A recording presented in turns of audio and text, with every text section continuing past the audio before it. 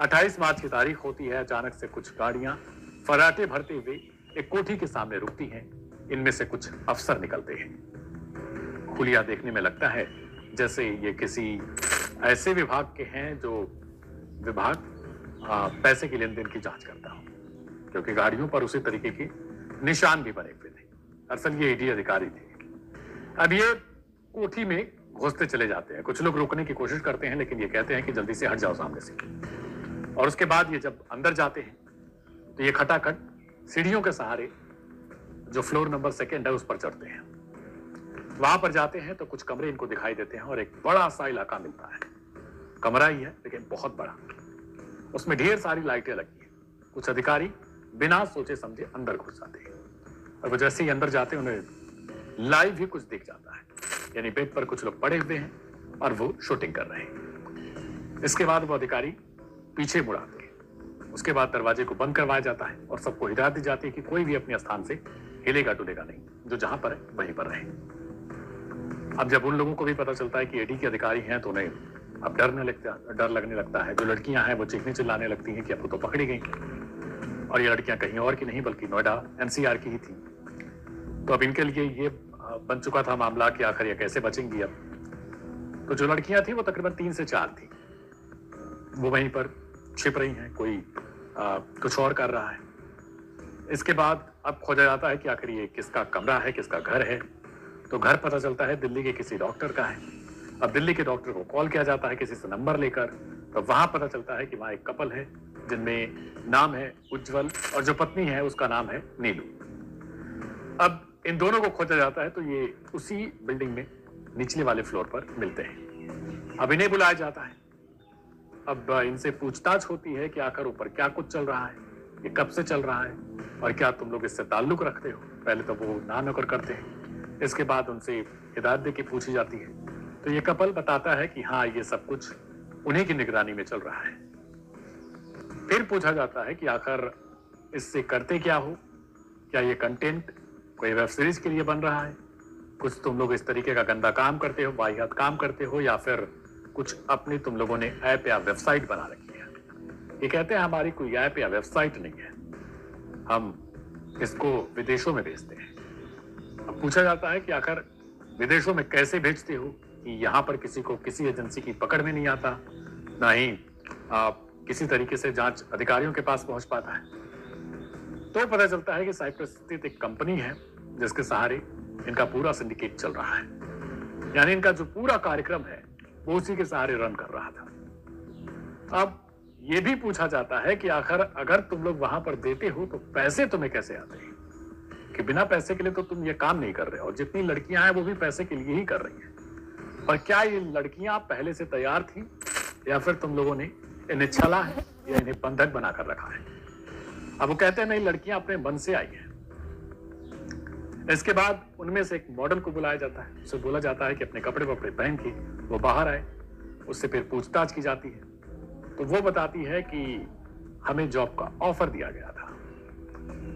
Offer दिया गया था तो इसके बावजूद क्या वो लड़कियां उस ऑफर पर रेडी हो गई थी कि इस तरीके की शूटिंग के लिए वो तैयार थी। यानी उन्हें सब कुछ मालूम होने के बावजूद क्या वो इस तरीके की जो क्रियाकलाप है उसमें संलिप्त थी। उसमें से कुछ लड़कियां नकार देती हैं, कहती है हमें फंसाया गया है। कुछ ने खुलासा किया कि हाँ उन्हें पैसों की दिक्कत थी।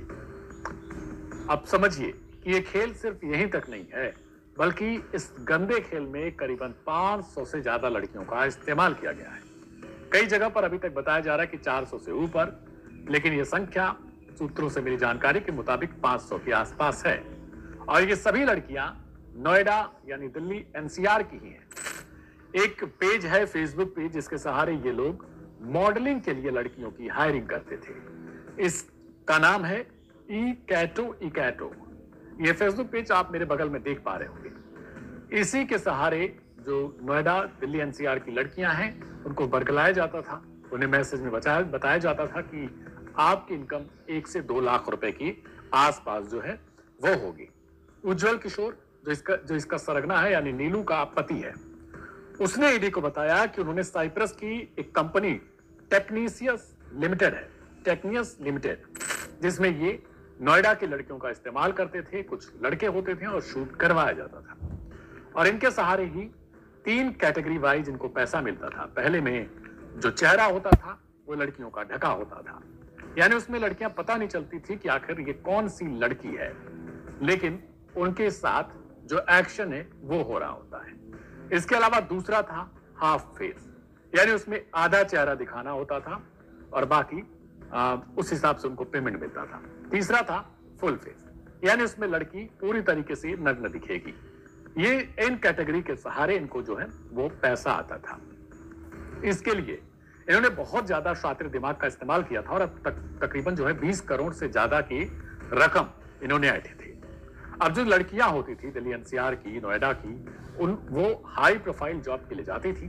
उन्हें लगता था कि उन्हें झटपट मॉडल बना दिया जाएगा और वह तुरंत फेमस हो जाएंगी। फेमस होने के लिए आजकल आपने देखा भी है कि रील के सहारे किस तरीके के कंटेंट परोसे जाते हैं और यही कंटेंट आजकल के युवाओं, छोटे बच्चों से लेकर जो बुजुर्ग हैं उन तक को दिखता है और फिर उसके बाद कहते हैं जो दिखता है वही बिकता है।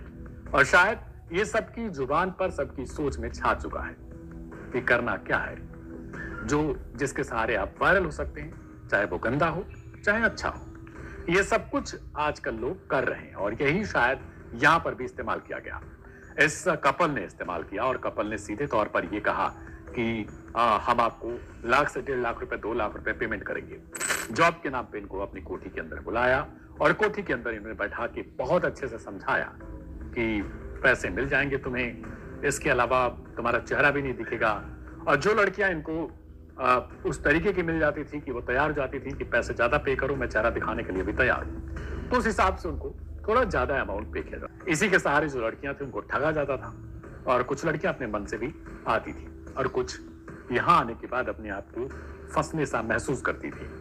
अब सोचिए जिन लड़कियों के कंटेंट खुले चेहरे पे बनाए गए होंगे, उन लड़कियों को अगर इस आरोपी या इस कपल का खुलासा नहीं होता तो शायद ये भरपूर ऐसी लड़कियों का इस्तेमाल भी करते, क्योंकि उनकी वीडियोस इनके पास पड़ी हुई थी। और बाकी की जो घटनाएं हैं वो लगातार धीरे धीरे खुल रही हैं। हालांकि जो नोएडा की स्थानीय पुलिस है, सेक्टर 105 से सटे हुआ इलाका है, सेक्टर 39 का, वहां की पुलिस ने कहा कि फिलहाल ईडी ने हमें कोई सूचना नहीं दी है, जिसके सहारे उन्होंने अभी तक कोई मामला नहीं दर्ज किया है। लेकिन सोचिए कि पुलिस वाले झटपट अपनी बातों को नकार दे रहे हैं, लेकिन इतना दिन से कोठी के अंदर ये सब कार्यक्रम चल रहा है और पुलिस वालों को भनक तक नहीं लग रही, या फिर हो सकता है कि भनक भी लगी हो मगर कुछ मामला अलग ही हो। फिलहाल ईडी को लेकर सोशल मीडिया प्लेटफॉर्म पर बहुत ज्यादा सराहना की जा रही है कि कम से कम जो ईडी ने है उसने तो पकड़ा, भले नोएडा पुलिस की निगाहों से ये चीजें बाहर रही। फिलहाल